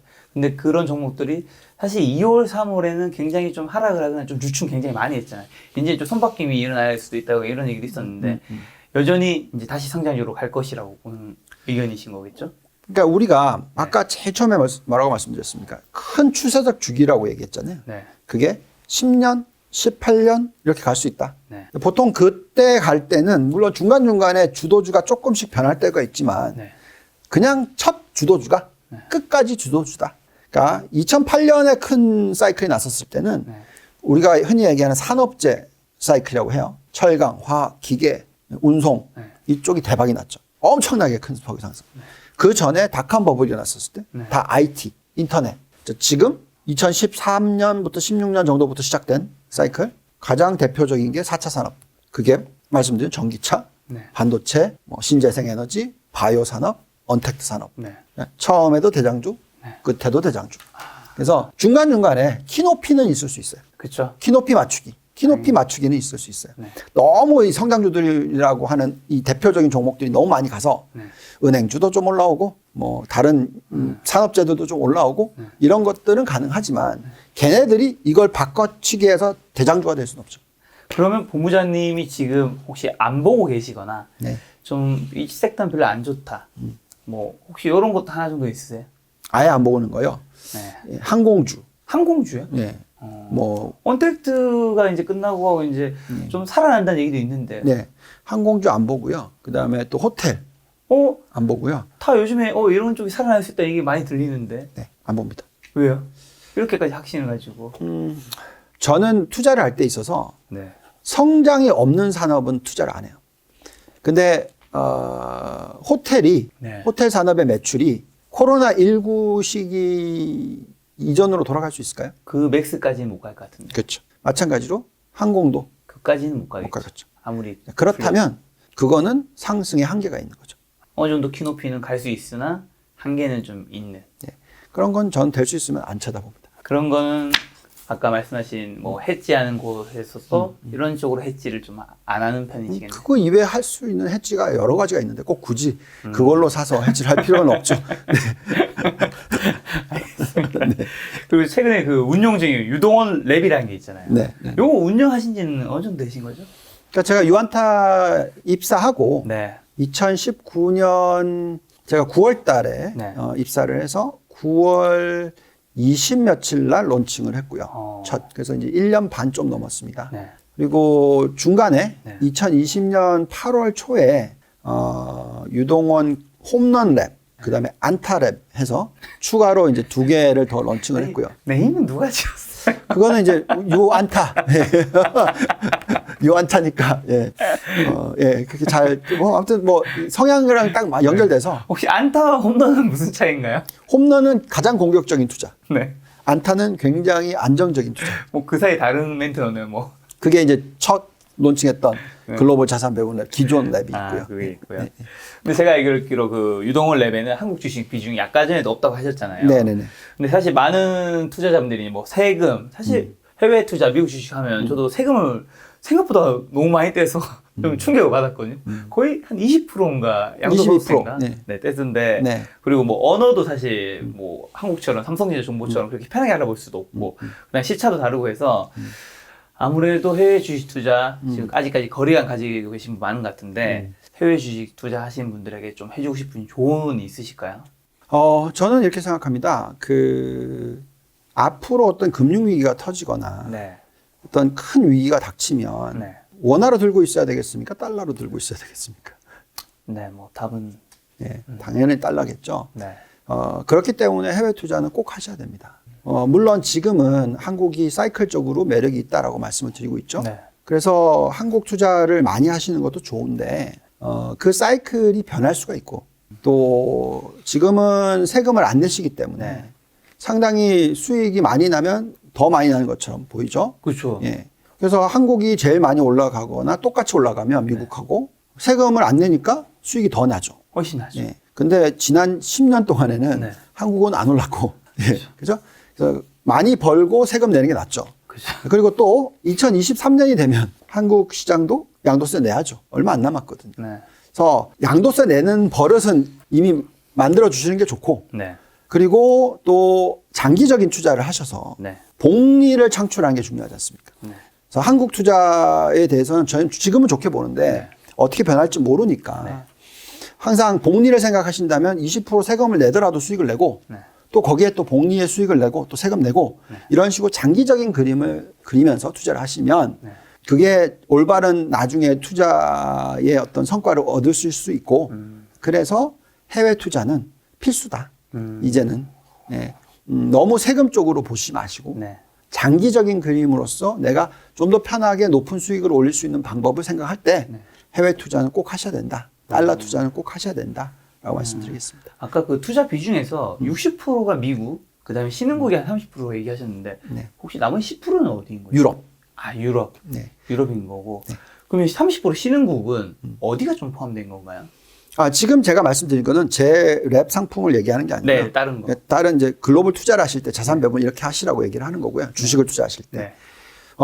저는 지금 신흥국 30% 중에서 20%를 한국과 대만, 나머지 10%를 베트남이랑 중국, 신천 이렇게 4개 국가. 근데 그 요즘에 G2라고 해서 네. 미국, 중국이 막 엄청 따라잡고 있잖아요. 네. 근데 그런 거 치고 중국의 비중은 굉장히 좀 낮으세요. 네. 왜? 근데 중국은 저는 이제 중국의 시가총액이 네. 글로벌 전체 시가총액의 지금 현재 한 12% 정도 돼요. 그래서 그게 평균입니다. 그래서 전체 포트폴리오 한 12% 정도를 가져가면 그게 평균. 네. 여기에서 맥시멈 제가 더 많이 가져가봤자 20%. 그게 벌써 오버웨이 80%잖아요. 네. 네. 그래서 중국 비중은 저는 항상 20%를 넘어가진 않아요. 정말 좋게 볼 때 네. 25%까지 간 적은 있습니다. 그 이상은 안 올리거든요. 네. 그래서 중국 투자는 네. 항상 조심스럽게. 물론 그 중에서도 글로벌리 가장 성장을 많이 하고 있고 가장 시가총액이 커지고 있는 업종이 있어요. 네. 뭐 예를 들어서 신재생 에너지, 네. 뭐 돼지고기 산업, 네. 뭐 또 AI 산업, 네. 5G 산업, 뭐 전기차 뭐 이런 쪽 같은 경우에는 당연히 중국 종목을 보고 중국 비중을 봐야 되지만 그래도 시가총액 기준으로서 평균을 잡고 거기서 플러스 마이너스를 합니다. 근데 제가 지금 볼 때 중국의 매력도가 좀 안 좋아요. 그러니까 미국보다는 안 좋아요. 그래서 12% 평균에서 7%만 가져가는 거죠. 그러면 언더 퍼포먼스라고 생각을 하고 웨이팅을 7% 정도만 가져가는 전략 쓰고 있습니다. 그 중국 기업에 투자하는 방법이 사실 중국 주식시장에 상장된 걸 할 수도 있지만 아니면 홍콩이라든가 아니면 나스닥에 상장된 걸 할 수도 있잖아요. 그렇죠. 그럼 본부장님은 주로 어떻게? 저는 이제 고객의 돈을 받으면 다 달러로 전환하고요. 그 달러를 미국에서 투자를 합니다. 근데 그 미국에 상장돼 있는 다른 나라 투자를 해야 되면 중국 주식을 사거나 한국 주식을 사거나 대만 주식을 사거나 이런 식으로 해서 국가별 포트폴리오를 구성을 합니다. 그래서 왜 제가 그렇게 또 하냐면 제일 수수료 많이 떼는 게 환전이에요. 한번 환전해서 달러로 들고 있고 그 달러로서 다른 국가 투자가 얼마든지 다 되니까 상장이 돼 있기 때문에 그러면 환전 수수료 낼 필요가 없고 달러로서 한국도 투자 가능하고 중국도 투자 가능하고 일본도 투자 가능하고 다 가능하거든요. 그래서 미국에서 미국 주식시장에서 투자를 합니다. 나중에 또 금융위기가 터지거나 한다면 그때는 또 달러를 들고 있는 게 가장 좋은 것이기 때문에 지금 저희 상품은 그렇게 운영이 되고 있습니다. 잠깐 개인적인 좀 질문 드리면 최근에 술을 끊으셨다고. 아, 네. 아니, 남자가 술을 또 안 마시는 분이 원래 안 마시는 분이 안 마시는 거야. 뭐 당연한 얘기인 거고. 근데 또 좋아하는 사람은 진짜 끊기 힘들거든요. 그 술 마실 때 그 치기에서의 그 좋은 기분, 그 다음에 그 술자리에서 약간 시끌벅적한 아니면 또 몇 명이서 조촐하게 남자들끼리 뭐 이야기 또 술 마시면서 할 때 그 분위기들이 있는데 굳이 왜 인생의 낙을? 제가 이제 우선 북경에서 3년 살았었기 때문에 북경에서 3년 살면서 제가 담배를 너무 많이 폈어요, 그때. 워낙 뭐 북경이니까 숨쉬기가 담배 피는 것보다 더. 그래서 이왕 안 좋은데 그냥 담배 피자, 많이 피자 뭐 이런 위주였거든요. 그래서 한국에 딱 돌아오니까 막 좀 안 좋더라고요. 그래서 2014년도에 돌아와서 2015년 1월 1일부로 끊었습니다. 담배를. 그건 이제 건강 때문에 그렇게 끊었고요. 술은 이제 끊은 지 한 10개월? 조금 있으면 이제 1년 되는데, 제가 투자를 하기 위해서는 좀 머리가 맑아야 된다고 항상 생각하기 때문에, 그렇죠. 절대로 이 장이 열릴 때는 술을 안 먹어요. 근데 이제 금요일 날만 마시다 보니까, 장이 안 열리니까, 금요일 끝나면, 금요일 날 좀 폭음을 하게 되더라고요. 그래서 또 그 다음날 토요일이 막 엉망이 돼요. 그렇죠. 엉망이 됐어요. 그래서 이 나이도 이제 먹었는데 이러면 제가 고객들의 돈을 제대로 운영하는 사람이 되는 건가라는 생각을 고민을 많이 했고 또 뭐 기도도 많이 했고 당장 끊으라고 그러시더라고요. 그래서 칼같이 끊었고요. 그래서 이제는 금요일 날 술을 안 먹으니까 그 다음 날 새벽에 출근해서 모델 돌려보고 종목도 들여다보고 정말 저는 이 사명감을 가지고 앞으로 이 30년을 계획하고 우리나라 투자자분들이 사실 정말 투자를 잘하는 민족이 됐으면 좋겠다라는 생각을 합니다. 이 술 얘기 나서 그런데 이 슈퍼개미 김정한 님이 계시잖아요. 네네네. 아마 거기서도 촬영을 제가 한번 하신 걸로 알고 있는데 김정한 님이 이제 여기 김작가 TV 촬영장에 촬영 관련 및 뭐 여러 가지를 위해서 한 2번 정도 오셨어요. 그때마다 이제 술을 드셨는데 그때마다 많이 드셔서 김정한 님이 그 아침 시향 하시잖아요. 그때마다 그 다음날 아침 시향 못 하시더라고요. 해이해지셨어. 점심에 시향을 하거나 그 다음날 저는 도윤아 토했어. 너무 힘들어 죽겠다라고 했는데 제가 술을 상당히 좋아하는 사람이거든요. 많이 먹었었습니다. 근데 사실 본부장님 말씀대로 진짜 슈퍼맨 김정한님은 사실 개인의 돈을 맡아서 투자를 하는 건 아니냐. 자기 개별 자산을 가지고 하는 거고 본부장님 같은 분은 또 고객의 그 수많은 자금을 투자하시는 분이니까. 저는 앞으로 우리나라 투자자분들이 유대인들보다 더 투자를 잘하길 바라는 그런 마음이 크기 때문에 저는 유튜브도 찍어야 되고 방송도 많이 해야 되고 또 운영도 제대로 해야 되고 하기 때문에 사실 시간이 모자랍니다. 그래서 그리고 또 제가 보니까 예, 이 일을 정말 사랑하더라고요. 네. 예. 옛날에는 돈 버는 거에 대한 뭐 이런 것들이 아니고 네. 그냥 분석을 해서 제대로 맞추고 네. 그 투자자분들이 올바른 투자를 하게 만들고 또 그래서 좋은 수익을 올리셨다는 얘기를 들을 때가 제가 제일 행복하더라고요. 네. 그래서 네, 저는 술 끊는 게 제 인생에 있어서 가장 잘한 거라 생각하고 있습니다. 방금 전에 말씀하신 그 유대인보다 투자를 잘하는 민족 요 멘트를 또 오늘도 몇 번 말씀해 주셨고 네. 평소에도 자주 하신다고 들었는데 네, 네, 네. 지난 코로나 이후로 어쨌든 대한민국의 국내뿐만 아니라 해외 주식 투자까지 좀 네. 열풍 불고 있지 않습니까? 본부장님은 그 영상 좀 어떻게 바라보시고 그 다음에 유대인보다 투자를 잘하는 민족이어야 된다는 거잖아요. 그럼 유대인보다 투자 잘하려면 좀 어떻게 해야 되는지. 유대인은 원래부터 투자를 너무 잘하는 민족으로 제가 우리 과연 대한민국이 그 정도까지 갈 수 있을지도 좀 의문이기도 한데. 원래부터 투자를 잘하는 민족이라기보다는 네. 어릴 때부터 금융 지식에 대해서 네. 공부를 하고 네. 또 토론을 하고 그쵸. 그렇게 됐잖아요. 그쵸. 근데 우리나라는 정말 짧은 시간에 빨리 성과를 올린다라는 얘기를 전 많이 듣고 있고 네. 또 제가 경험을 했고 그래서 제가 지금 유튜브 방송을 하는 것도 정말 많은 분들이 좀 보기를 바라고 네. 그 유튜브 방송을 보면서 또 자기가 직접 투자를 못 하겠으면 저희 상품에 가입을 해주시기도 바라고 네. 그러면서 또 이제 자기의 날러지를 높여가고 네. 그다음에 또 말씀드렸듯이 이 장기 투자를 하게 만들려고 하잖아요. 네. 그러면 자식한테 물려주거나 자식 이름으로써 상속을 하고 그 상속 금액을 가지고 금융자산을 투자를 할 수 있게 네. 하면 그 어릴 때부터 자기가 갖고 있으면 네. 그걸 보고 주식에 대한 개념, 투자에 대한 개념을 만들 수가 있거든요. 네.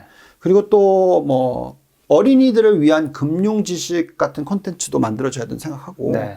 아주 큰 그림으로서 어떤 교육 여러 가지 부분들을 생각하고 있는데 네. 어쨌든 중요한 것은 금융에 대해서 알아야 된다. 근데 우리나라 사람들이 알기 시작하면 정말 빠르게 알 거다. 그렇죠. 그러면 진짜 유대인을 추월할 수 있는 정도의 능력이 생기지 않을까.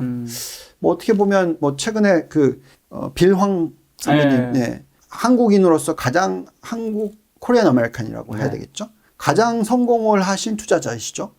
예, 그러면서 많은 분들이 여러 가지 얘기들을 많이 하시지만 네. 저는 그분이 사실 유대인들보다 더 투자를 잘하는 사실 근데 요번에 이제 골드만삭스가 유대인 그룹이잖아요. 네. 어떤 그런 것을 보고 있으면 상대적으로 정말 이 지식을 높여야 되고 경쟁을 할 수 있는 능력을 키워야 되고 또 자금력이 있어야 되고 네. 그런 모습을 봅니다. 근데 이번에 우리가 지금 상당히 이 반도체 시장이 좋고 네. 전기차 시장이 좋다라는 것은 그만큼 대한민국의 대운이 있다. 그래서 지금 이걸 잘 활용을 해서 네. 앞으로 이 벌어들이는 돈이 제대로 투자가 돼서 더 높은 수익을 올리게 되면 네. 정말 큰 미래가 만들어지지 않을까라는 그런 기대도 가지고 있습니다. 근데 아까 방금 말씀하신 비랑 네, 네, 네. 분과 네. 본부장님이 좀 약간의 인연이 있다고 제가 들었는데. 같이 거의 5년을 일을 했죠. 아, 친하세요? 네, 뭐 워낙 또 믿음이 좋으시기 때문에 비랑 선배님께서 교회 제가 미국에 출장을 가면 네. 네, 주말에 이제 교회 같이 가고 예, 뭐 워낙 뭐 유명하신 분이고 또 네. 예, 벌써 제가 이제 첫 입사했었던 때가 페레그린 93년 네. 그리고 페레그린이 망한 게 97년, 98년인데 그 기간 네. 예, 같이 비랑 선배님께서 뉴욕 세일즈맨을 하셨고 네. 저는 이제 한국에서 애널리스트, 예, 금융 담당 애널리스트, 금융업종 담당 애널리스트를 했고 그때 소로스라는 그룹이 한국 주식을 가지고 많이 금융주를 많이 샀다 팔았다 했거든요. 네. 그래서 가장 많이 미국을 왔다 갔다 하면서 네. 예, 많은 투자자 분들을 많이 만났죠. 예, 줄리안 라벌슨, 뭐 조지 소로스 밑에 있던 라벌, 뭐 아무튼 여러분들을 많이 만나고 다녔었죠. 그럼 비랑님이 네. 월가에서 가장 성공한 아시아인이라고 평가받는데 네. 혹시 어느 정도 수익률을 거두었던 거죠? 정말 유대인은 뭐 비교도 안 되는 수익률입니다. 네. 사실 뭐 제가 알고 있는 것만으로도 네. 타이거 매니지먼트를 전속으로 받고 나서 98년인가부터 네. 2006년, 2007년까지 연간 49.8%인가 네. 매년 복리 거의 7년. 그러니까 뭐 엄청난 거죠. 네. 예. 그리고 또 그 다음에 2012년부터 지금까지 네. 거의 뭐 10배? 10배 가까이지는 모르겠습니다. 제 기억으로는 어쨌든 빵, 마가 이런 쪽에 왕창 사셨어가지고 네. 집중 투자를 하셔서 네. 한 7천억의 AU, NAB가 네. 거의 $4 billion, 그러니까 700 million에서 $4 billion 달러니까 거의 5조로 커졌다. 네. 그게 2018년으로 전 알고 있거든요. 네. 근데 또 2018년에 중국 투자를 또 바닥에 하셨어요. 예. 2018년 10월이 바닥이거든요. 네. 그러고 나서 결국 그 또 5 빌리언이 지난 2년 좀 넘게 기간 동안에 10 빌리언이 됐다. 엄청난 거죠. 엄청나시네요. 제로에서 시작해서 네. 매니저로서 시작해서 네. 자기 재산이 없이 시작해서 지금 10 빌리언이 넘게까지 키웠었던 투자자. 93년부터 지난 30년 동안. 네. 93년이라고보다 매니저 시작한 게 97년이니까 네. 23년 동안. 그건 뭐 대단하다고 인정해야죠, 우리는. 그렇죠. 그러면 투자자로서 비랑이 있을 거고 네. 어떻게 보면 또 개인적인 인연이 좀 있으시니까 네. 인간적인 한 인간으로서 비랑 좀 어떻게 좀 평가하세요? 저는 너무나 존경하는 분입니다. 네. 제가 못하는 것들, 그러니까 절제를 못하는 부분들을 정말 철저하게 절제를 하시는 분이고, 네. 술, 담배, 뭐, 안 하시고, 정말 믿음이 좋으시고, 그 다음에 11조 항상 하셨고, 네. 대신에 사람을 믿기보다는 네. 하나님을 믿으시는 분이시기 때문에, 네. 예, 그런 모습이고, 저는 사람을 좋아하다 보니까 술도 좋아했고, 담배도 좋아했고, 뭐, 네. 그랬던 저가 이제 와서, 네. 그런 걸 이제 멀리 하고, 네. 투자자분들을 위해서 최대한 최선의 노력을 하려고 하는 제 입장에서는 저보다 훨씬 대단하신 분이고, 예, 인간적으로도 존경하고, 네. 뭐 많은 분들이 여러 가지 얘기들을 많이 하시는데, 네. 글쎄요, 저는, 네, 닮고 싶은 사람, 네. 네, 그렇게 생각하고 있습니다. 근데 이번 비랑 관련해서 뭐 대규모 피해, 네. 과연 주식시장에 좀 어떤 영향을 미칠 거라고 보시는지. 사실 자기 개인 투자 금액이잖아요. 네. 남의 돈을 받은 게 아니잖아요. 그리고 그 골드만삭스나 이런 데들이 자기네 돈을 빌려준 거잖아요. 네. 그리고 실질적으로 투자자들의 손실을 미친 건 거의 없죠. 그리고 중국 주식이 빠진 게 네. 빌황 때문에 빠졌나? 라고 할 수 없죠. 네네. 그거는 지금 미중 무역 협상 문제에 있어서의 문제인 거죠. 네. 그러니까 어떻게 보면은 좀 많은 분들이 그 얘기에 오르내릴 뿐이 아닌데 네. 지금 오르내리고 있어요. 그리고 또 굉장히 좀 비관적으로 얘기를 하시는 분들 참 많은데 네. 왜 그렇게 보이는지 잘 모르겠어요. 저는 정말 대단한 투자자다. 우리가 보고 배울 점이 정말 많다. 네. 저도 그 정도로 투자를 잘할 수 있으면 뭐 존경의 대상이죠, 저한테는. 네. 그래서 시장에 미치는 영향 뭐 거의 없다고 봅니다. 이거는 이제 또 몇 년이 지나고 나서 어떤 모습으로 또 우리들한테 다가오실지 저는 좀 사실 기대가 되거든요. 네. 이 어려움을 어떻게 해결하셨는지 네. 상당히 궁금해집니다. 분명히 전 해결할 거라고 생각하고요. 네. 이번에 근데 대규모 그런 손실을 보신 이유는?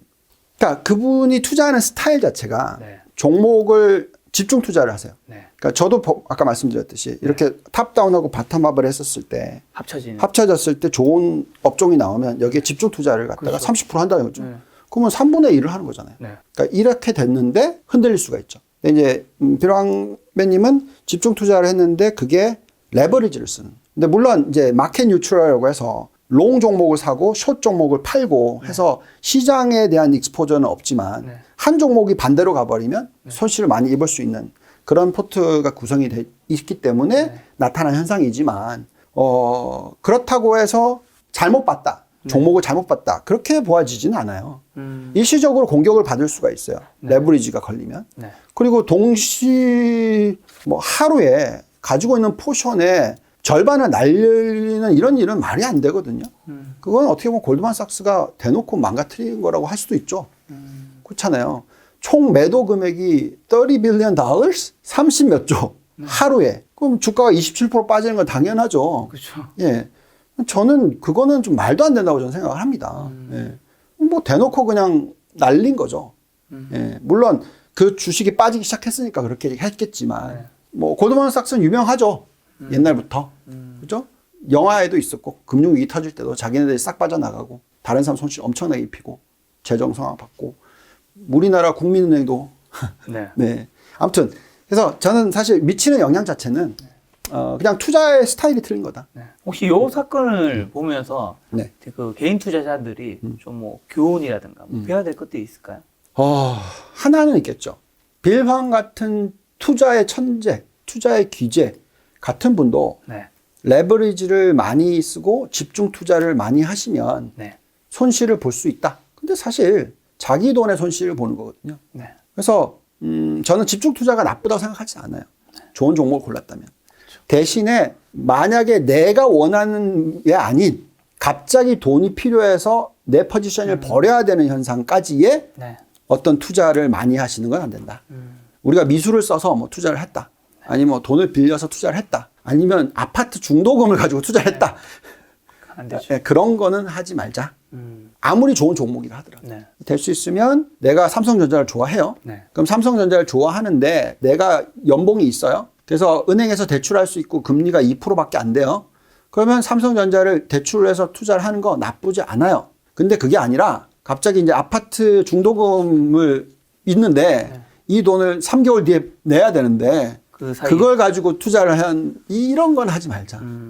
저도 뭐 굉장히 주식 투자 잘하시는 분들 만나서 여쭤보면 그 주변에 정말 투자로 돈을 많이 번 분들의 99% 이상은 집중 투자와 그럼요. 레버리지를 썼다. 당연히 씁니다. 그 두 가지를 했기 때문에 큰 부자가 될 수 있는 거지. 그거 두 가지를 하나라도 빠지면 큰 부자 되기는 어렵습니다. 사실상 힘들다고 얘기하시는데 공감하시나요? 그럼요. 그건 당연합니다. 본부장님은 중국에서도 근무하셨고, 네. 그다음에 미국에서도 근무하셨고, 한국에서도 근무하셨잖아요. 네. 홍콩에서도 근무하셨나요? 네. 홍콩에서도.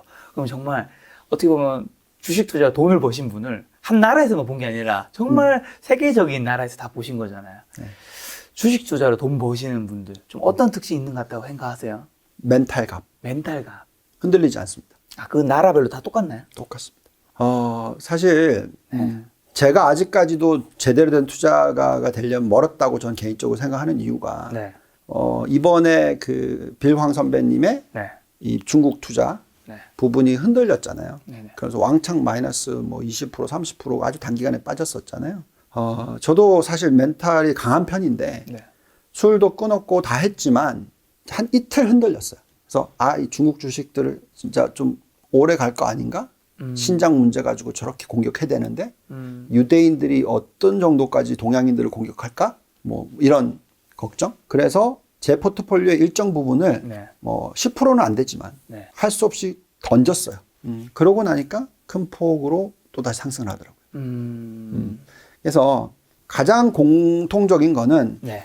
틀릴 수 있어요. 어느 정도 기간. 네. 근데 내가 제대로 분석을 했고 제대로 보고 있다면 네. 그 흔들림을 이겨내셔야 되는 거죠. 말씀드린 대로 지금 투자자들, 개인 투자자들이 꼭 성공을 하시려면 네. 2월 달에 투자를 했어. 삼성전자를 샀어요. 네. 마이너스 20%야. 네. 여기서 흔들려서 던지면 안 된다라는 거죠. 내가 믿음이 있다면. 유대인. 가장 대표적으로 성공하는 대부분의 투자자들은 꼭 그런 경험들이 있는데 네. 그 경험을 전화위복으로 만들고 더 높은 수익을 올립니다. 그러면 반대로 주식 투자 좀 실패하는 사람들의 공통점은 멘탈이 약하다고. 약하죠. 무조건 약합니다. 왜냐하면 어떻게 하냐면 네. 10개 종목을 샀어요. 네. 한 종목은 막 올라요. 네. 한 종목은 막 빠져요. 네. 그러면 오르는 종목을 팔아. 빠지는 종목을 사요. 물타기를 해요. 이거는 가장 전형적으로 멘탈 약한 사람들이 하는 행동이에요. 네. 오르는 종목을 그러니까 빠지는 종목을 팔아서 안 좋은 종목이니까 손실이 나더라도 팔고 네. 그걸 가지고 올라가는 종목이 비싸 보일지 모르겠으나 네. 사야 되는데 멘탈이 약한 사람은 그게 안 되죠. 이거 아쉽잖아. 아쉽죠. 네, 못 올라올 팔지. 것 같은데. 이거 올라가. 그래. 많이 올랐네. 네, 올랐으니까 버렸으니까 팔고. 이렇게 투자를 하니까 계속 실패. 그거면은 진짜 하지 말아야 되는 투자 전략이다. 본부장님 오늘 이제 인터뷰를 처음 하니까 네. 뭔가 의견들이 뭐 두리뭉실하게 얘기하신 편은 아니신 것 같아요. 네네네. 신호등을 확실하게 빨강이다. 초록이 확실하신 편인데 네. 이 유튜브에서도 뭐 그 운영하시는 채널에서 댓글 같은 거 제가 알기로 직접 네. 시청자분들이 댓글을 달아주신 걸 아는데 네. 이런 사실 의견을 강하게 얘기하는 거는 어떻게 보면 시청자 입장에서는 속이 시원하기도 하지만 왜냐하면 대부분의 전문가분들은 증시는 상승할 수 있습니다. 하지만 이런 식의 뭔가가 있어서 좀 떨어질 수도 있습니다. 좀 약간 두리뭉실하게 살짝 얘기하잖아요. 왜냐하면 주식에 정답이 좀 없다 보니까. 근데 그렇게 의견을 강하게 얘기하시면서 그런 것들에 대한 좀 부담감 없으세요? 부담감이 있죠. 없으면 네. 이상하죠. 그런데 아까 말씀드렸잖아요. 제가 2006년도에 회사를 그만뒀었어야 되는데 네. 강하게 제 의견을 얘기해서 틀려서 회사를 그만뒀잖아요. 네. 결국 엄청 고생을 해봤거든요. 예, 그 정도의 고생을 해봤는데 지금 틀려서 이런 힘들어 하시는 분들이 컴플레인 하는 거는 얼마든지 받아들일 수 있다. 네. 그리고 그런 분들을 잘 잡아드려야지 네. 정말 앞으로 투자에 대해서 좀 더 네. 멘탈 갑이 되실 거다라고 생각을 합니다. 근데 두리뭉실하게 얘기를 하고 막 네. 그렇게 그냥 넘어가는 스타일은 제가 볼 땐 제 투자 방법에도 맞지 않고 또 그 분들한테도 도움이 안 되고 어떻게 보면 그냥 돈을 벌려고 하는 목적에서 뭔가를 한다고 저는 느낌이 들어요. 실질적으로 왜 우리가 투자 방송을 만들어요? 투자 수익률을 올려주기 위해서. 그렇죠. 그렇죠. 네. 근데 그걸 도망가서 얘기를 한다고 해서 그게 무슨 효과가 날까요? 저는 틀리면 틀렸다. 네. 맞으면 맞았다. 그리고 맞았을 때는 좀 더 다시 또 점검해보고 틀렸을 때 또 다시 점검해보고 이런 작업을 계속해 나가는 게 맞다고 생각하고 네.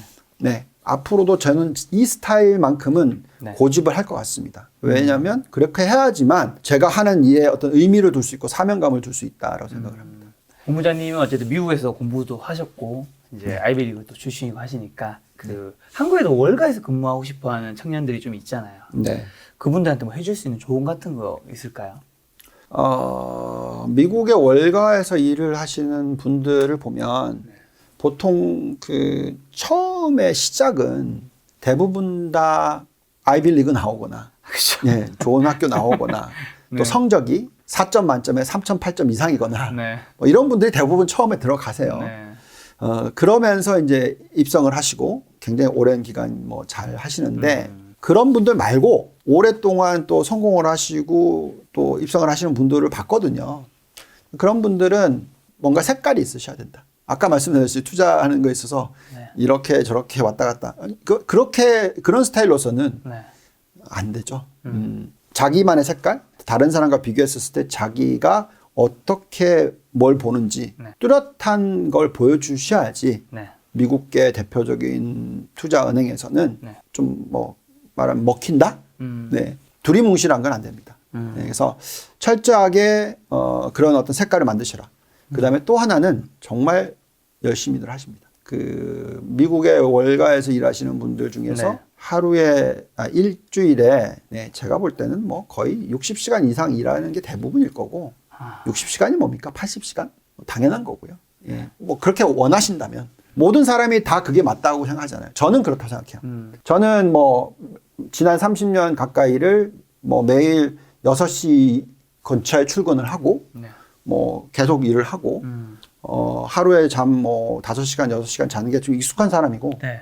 그런 게 익숙한 사람이 있고 네. 그렇지 않고 나는 즐길 거 즐겨가면서 내가 원하는 행복은 다른 거다. 네. 그런 사람이 있고 그래서 저는 굳이 이 월스트리트에서 일을 하고 싶다면 네. 저 같은 스타일이 더 맞지 즐겨가면서 하는 스타일들은 쉽지는 않을 거다. 오늘 말씀하신 내용은 월스트리트에서 일하고 싶으면 워라밸을 좀 버려야 된다. 이런 좀 직설로 한다면 그렇죠. 이야기신 것 같은데 네, 네. 요즘 하나 갑자기 들고 싶은 게 이게 많은 분들이 이제 성공은 당연히 하고 싶어 하잖아요. 네. 성공을 굳이 안 할 이유는 없으니까. 뭐 대단한 성공까지 아니더라도. 근데 요즘에는 또 이 자기 삶이 중요하다 보니까 워크 앤 라이프 밸런스로 워라밸도 중요하다 하잖아요.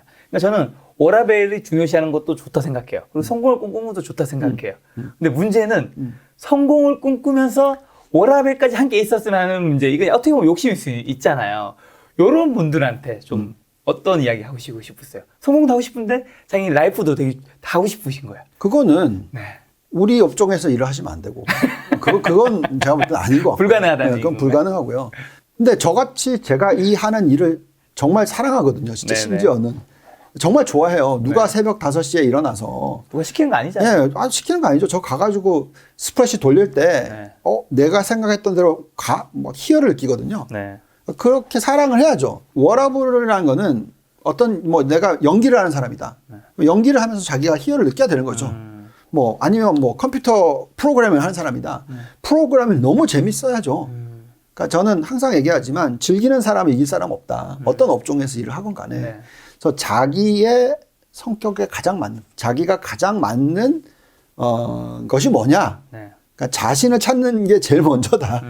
예, 어떤 업종을 일을 하던 뭐 그런 생각을 좀 갖게 됩니다. 어떻게 보면 자기가 정말 좋아하는 일을 찾으면 워라벨이 좀 무너져도 이미 5에 자기 라가 들어가 있을 테니까 예. 괜찮다라는. 그럼요. 그리고 결국은 그걸로 성공을 하게 되는 거죠. 네네네. 워라벨 좋은 말이죠. 뭐 저는 이제 아들 하나인데 네. 우리 아들도 사실 이 업종에 대해서 관심이 전혀 없었어요. 네. 제가 사는 모습이 너무 빡세대. 좀 말을 좀 심하게 하면. 그러니까 너무 맨날 이렇게 하고 있고 막 스트레스 받고 있고 네. 남의 돈을 운용하는 거에 대해서 그런 걸 보고 있으면 많이 좀 그럴 수 있잖아요. 네, 있죠. 근데 당연히 그렇잖아요.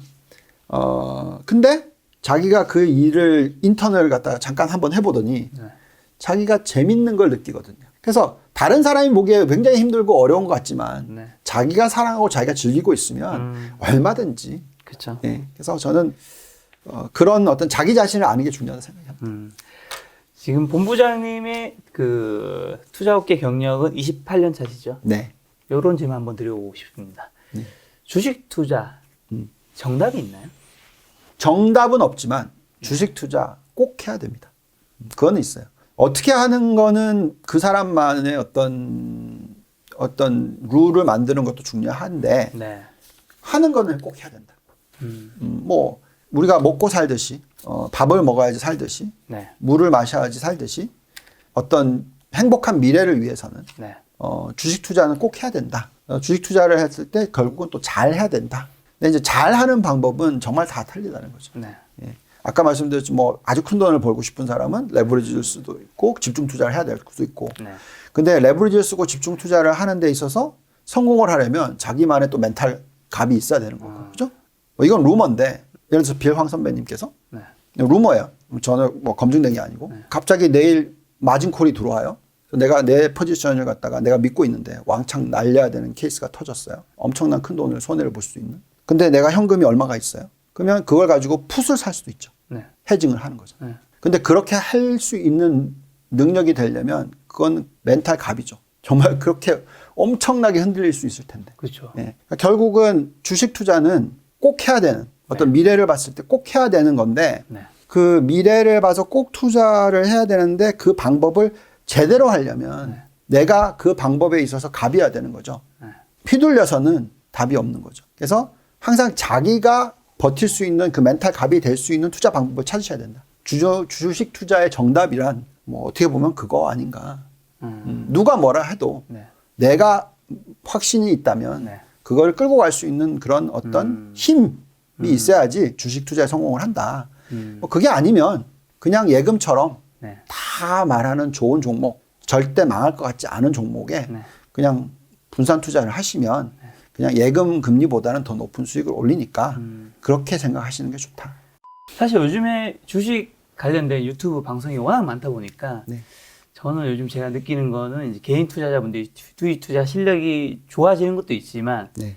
그 전문가들의 관점과 기준과 방법으로 투자를 하게 되는 경우가 너무 많더라고요. 그렇죠. 결국 그래서 떨어지거나 네. 올라도 불안하고 불안하죠. 어쩔 줄 몰라 하는 게 그렇죠. 있는데 그렇죠. 본부장님 마지막 말씀처럼 자기만의 방법과 기준과 관점이 생긴다면 그래서 좀 더 올바른 투자, 제대로 된 투자를 할 수 있는 게 아닌가라는 네. 생각이 드는 시간입니다. 요즘에 진짜 질문들 하시는 분들 중에서 네. 딱 두 분류로 변해요. 네. 똑같은 질문을 하시다가 네. 한 부류는 저는 마음 편합니다. 네. 한 부류는 도대체 어떻게 해야 돼요?